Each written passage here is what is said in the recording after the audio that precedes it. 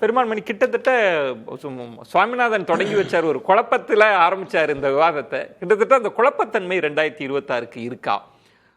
சில நேரங்களில் அலையற்ற தேர்தல் கவர்மெண்ட்டுக்கு ஆதரவாக இருந்த தன்மையும் பார்த்தோம். ஜெயலலிதா அவர்களுக்கும் அதே தன்மை தான் சார். பிடிபட மாட்டேங்குதுன்றப்ப ஜெயலலிதா மீண்டும் அந்த தன்மையும் பார்க்குறோம். கணிக்க முடியல அப்படின்றாங்க. இதை நீங்க எப்படி என்ன மொமெண்டம் இருக்கு கிரவுண்ட்? அவங்க கணிக்க விரும்பல அல்லது பார்த்ததை சொல்ல விரும்பல. இதுவரை அவங்க பார்த்த எல்லா தேர்தலையும் நீங்க என்ன பாத்தீங்க, அவங்க என்ன மறைச்சாங்க? அவங்க என்ன சொல்றாங்க? எனக்கு நானும் சொல்லல, அவருங்க என்ன நீங்க அவங்க மறைச்சது நீங்க பார்த்ததை சொல்லுங்களேன். ஐயா, எல்லா கன்வென்ஷனல் மெத்தடையும் உடைச்சிட்டு ஒருத்தர் புதுசா களத்துக்கு வராருங்க ஐயா. இதுவரை இருந்த எல்லா கன்வென்ஷனல் மெத்தட் அல்லது இதுவரை முன்னேற்ற கழகங்கள் வடிவமைத்து வைத்திருந்த அரசியலை முழுக்க எனக்கு அது எதுவுமே வேண்டாம் அப்படின்னு சொல்லிட்டு ஒருத்தர் ஸ்ட்ரீட் கேம்பெயின் கூட பண்ண மாட்டோம் நாங்க. அதை தான் நான் சொல்றேன், அதே தான் நான் சொல்றேன். இப்படி எல்லாத்தையும் அவர் உடைச்சிட்டாருங்க. ஓட்டு கேட்கறது கூட உடைச்சிட்டாங்க. எல்லாத்தையும் கேட்க மாட்டேன், நான் ஜெயிச்சிருவேன். பாத்தீங்களா, இப்ப வந்துட்டாங்களா? இப்ப என்னன்னா அப்படி ஒருத்தர் வராரு. ஆனா இவங்க அந்த பழைய கன்வென்ஷனல் ஸ்கேல் ஒண்ணு இருக்குல்ல, வேட்பாளர் யாரு, வேட்பாளரை பிடிச்சுக்கிட்டு இவர் போறாரா? அப்ப இன்னும் சொல்ல போனா இந்த முன்னேற்ற கழக அரசியல் பாதையில் இல்லாத ஒரு பாதையில ஒருத்தர் வராரு. அவர் களத்துல இவங்களுக்கு கண்ணு முன்னாடி தெரியுறாங்க. ஏன்னா நண்பர் கோட்டி என்ன சொல்றாரு, எல்லா கூட்டத்தையும் விஜய் எடுத்துட்டு போயிட்டாரு அப்படின்னு சொல்றாரு. ஆனா விஜய் அலை இருக்கா அப்படின்னு கேட்டா கூட்டம் இருக்கு, ஆனா அங்க அலை இல்ல. அந்த இடத்துல கோட்டீஸ்வரன் ரொம்ப ஒரு நுணுக்கமான இடத்தை தொட்டாரு. இதை கணிக்க முடியாத தன்மையில விஜய் ஃபேக்டர் வந்துருச்சு. ஒரு ஜமக்காலத்தை போட்டுட்டாரு. சரி, அப்படி விஜய் ஃபேக்டர் இருக்குன்னா உண்மையில விஜய் ஃபேக்டர்ன்றது என்ன சார்? திமுகவுக்கு எதிரான ஆலையை உருவாக்கி இருக்கணும். ஆமா சார், அதை உருவாக்கலன்னு அதான் சார் நான் சொல்றேன். சார் இவ்வளவு நாள் அந்த கன்வென்ஷனல் மெத்தட் எல்லாம் வாக்காளர் வரைக்கும் இறங்கிருச்சு சார். சார் இதுவரை எந்த தேர்தல்ல வீட்டுக்குள்ள கேம்பெயினிங் நடந்திருக்கு சார்? இந்த தேர்தல்ல வீடு 2ஆ இருக்கு சார். குழந்தைங்க வீட்டுக்குள்ள கேம்பெயின் பண்ணிட்டு இருக்காங்க. ஆனா நீங்க என்ன சொல்றீங்க, ஒரு குழந்தை 2 குழந்தை இல்ல சார். தமிழ்நாட்டுல இன்னைக்கு ஒரு 3 வயசு குழந்தையில இருந்து உங்களுக்கு பெருமாள் மணி, நான் அந்த இடம் தான் சுவாமிநாதன் கேட்ட தன்மை கேட்கிறேன். தமிழகம் ரொம்ப பொலிட்டிசைஸ் ஆனது. நான் அதனாலதான் நான் சொன்னேன்னா திமுக நிர்வாகி பொறுப்புல இருக்கிற வீடா இருக்கும். ஆனா அவங்க பாட்டியோ அவங்க மனைவியோ அதிமுகவுக்கு கணவனாலே கன்வின்ஸ் பண்ண முடியாது. ஒரு தன்மை இருக்கு. ஒரு குழந்தைகள் சொல்றாங்க, அவங்க அரசியல் மயப்படுத்தாத போடுறேன் தம்பி அப்படின்னு சொல்லி மாத்தி போடுற தன்மை கூட இருக்கலாம். ஒண்ணு நீங்க அந்த பெற்றோர்களே இந்த அரசை தூக்கி எரியணும்னு வந்தாதான் அதுக்கு பேர் அலை. குழந்தைகள்கிட்ட லாலிபாப் கொடுக்குற மாதிரி பேசுறதுக்கு பேர் அலையா? சார் நீங்க பலருக்கும் நீங்க உங்களுக்கு தெரியாது இல்ல ஒரு தமிழ் சமூகம் எப்படி இயங்கும்.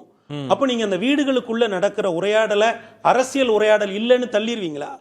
இதுவரைக்கும் நம்ம சின்னத்தை பத்தி பேசி இருக்கோமா? இதுவரைக்கும் எந்த தேர்தல்ல சார் நீங்க சொல்றதை நான் ஒத்துக்கிறேன், ஒரு மனைவி இண்டிபெண்டா ஓட்டு போடுவாங்க.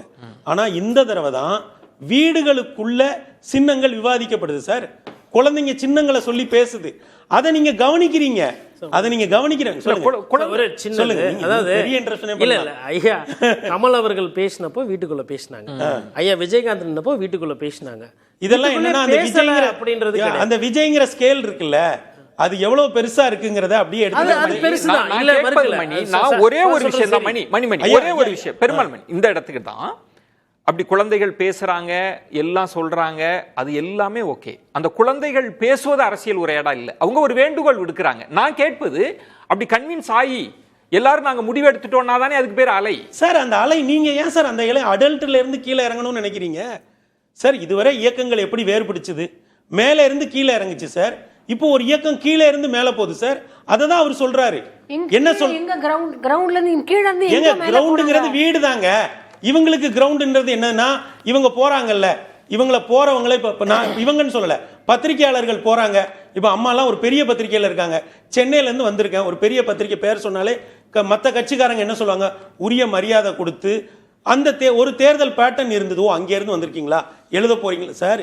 இந்த தேர்தலில் அவர் எல்லாத்தையும் உடைச்சிட்டாரு சார். அவர் சொல்ற மாதிரி ஒவ்வொரு வீட்டுக்குள்ளேயும் அவர் இறங்கிட்டு தான் வராரு சார். இந்த அலை நீங்க நினைக்கிற மாதிரி பெரியவர்கள்ட்ட இருந்து கீழே இறங்கல, கீழே இருந்து மேல போகுது, சிறியவர்கள்ட்ட இருந்து போகுது சார். 4-5 சின்ன பசங்க அப்ப இந்த ஆட்சியை அகற்றணும்ன்ற முடிவுக்கு வந்தாச்சு சார். அதனாலதான் நான் சொல்றேன், இது என்னன்னா 2 பெரிய கட்சிகள் மேலேயும் அவங்களுக்கு ஒரு மரியாதை இருக்கு சார். நீங்க யார்கிட்ட வேணா கேளுங்க, அவங்க என்ன சொல்றாங்கன்னா இந்த தேர்தலோட ஒரு வரி நான் சொல்றேன் சார், ஒரு தடவை மாத்தி தான் போட்டு பார்ப்போமே, அப்படிங்கிறாங்க. ஆனா ஒரு தடவை மாத்தி போட்டுட்டு சொல்ற எல்லாரும் இன்னொரு வரியை சேர்த்து சொல்றாங்க. அப்படி சரியா இல்லைன்னா திரும்ப போட்டுக்கலாம். இல்ல நீங்க இருங்க, அது முக்கியமான இடம். ஏன்னா அவங்களுக்கு இவங்க 2 பேர் மேலேயும் மரியாதை இருக்கு. இவங்க செஞ்சிருக்காங்க. இவங்களுக்கு எதிராக அவங்க சத்தமா பேச விரும்பல சார். தமிழ்நாட்டில் தேசிய கட்சிகளுக்கு எதிராக இங்க சத்தமா பேசியிருக்கோம் சார். ஆனா 2 முன்னேற்ற கழகங்களுக்கும் எதிராக மக்கள் சத்தமா பேச இல்ல. அப்ப அப்படி ஒரு அலை உருவாகிருச்சு. இன்னும் சொல்ல போனா ஒரு குடும்பத்திற்குள்ளேயே அப்படி ஒரு அலை உருவாகி இருக்கிறது என்றால், நம்மால் ஜெயலலிதா அவர்கள் மாநாடு போட்டப்ப கணிச்ச மாதிரி கலைஞர் அவர்களோட கூட்டத்தில் நீங்க திரும்பவும் கன்வென்ஷனல் மெத்தட்ல நீங்க வீட்டுக்குள்ள அதை எப்படி சார் இன்னைக்கு திருச்சியில திரண்ட கூட்டம் என்ன சார்? நீங்க ஏன் சார் மாநாடே பாக்குறீங்க? மாநாடுன்னு இல்ல மணி, நான் சொல்வது தமிழகத்துல அந்த ஹீட்டை நம்மளால சார் அந்த உணர்ச்சி உங்களுக்கு தெரியலையா சார்? 3 பேர் இல்லன்றாங்க சார். அவங்க குழப்பமா இருக்கு சார். அவங்க என்ன சொல்றாங்க? அவங்க இதெல்லாம் பார்த்துட்டு டிஸ்மிஸ் பண்ணிட்டு இல்லங்கறாங்க சார். அவங்க இது நான் சொல்ற எதையுமே அவங்க சொல்லாம இல்ல சார். அவங்க எல்லாத்தையும் பாக்குறாங்க. விஜய்க்கு வர்ற கூட்டத்தை பாக்குறாங்க, அந்த உணர்ச்சி பெருக்க பாக்குறாங்க சார். இந்த அளவுக்கு இளம் பெண்கள் விஜய்க்கு கூட்டம் வருது சார், கூட்டம் வருது. அவரை பார்க்கணும்னு வர்றாங்க. அவரை நின்று ரொம்ப தூரத்துல நின்று போனை இப்படி வச்சு அவரும் தெரியற மாதிரி சேர்ந்து செல்ஃபி எடுக்கணும்னு நினைக்கிறாங்க. இதுல அந்த உணர்வுங்கிறது நீங்க இந்த நீங்க அது அது ஸ்டார்டமுக்கு இருக்க ஃபேன் ஃபாலோயிங் தான். அதை தாண்டி இல்ல, அது அரசியலுக்கான ஃபாலோயிங் கிடையாது. நீங்க அந்த நேரம் அந்த இடத்துல பார்த்துட்டு ஒரு விஷயம் லட்சுமி அம்மா சொன்னது சொல்லிடுறேன். இததான் நானும் சொல்றேன். இப்படிதான் அரசியல் மாற்றம் நடக்கும். இல்ல பெருமான்மணி, அந்த இடம் தான் நான் கேட்பது. இப்போ கோட்டீஸ்வரன் சுட்டி காட்டின மாதிரி அவங்களுக்கு மாற்று இவங்க சரியில்லைன்னு கூட நினைக்கலாம். ஆனா அதற்கு மாற்றுன்னு ஒருத்தர் நம்புறாருல்ல, அவர் என்ன கன்வின்ஸ் பண்ணியிருக்கிறாரு சார்? அவன் வெளியே சொல்லல அப்படிங்கறதுனாலே அங்க நடக்கலன்னு இல்ல சார். நான் அதான் சொல்றேன். எப்படி கன்வின்ஸ் ஆனாங்கன்ற சார். இந்த கூட்டம் என்ன சார்? இந்த உணர்ச்சி என்ன சார்? இந்த வீட்டுக்குள்ள நடக்கிற உரையாடல் என்ன சார்? இதை எல்லாத்தையும் நீங்க டிஸ்மிஸ் பண்ணிடுவீங்களா சார்? இதெல்லாம் உங்களுக்கு அரசியலே இல்லையா? இதுக்கு முன்னாடி இப்படி குழந்தைகள் பேசாததுனால இது அரசியல் இல்ல.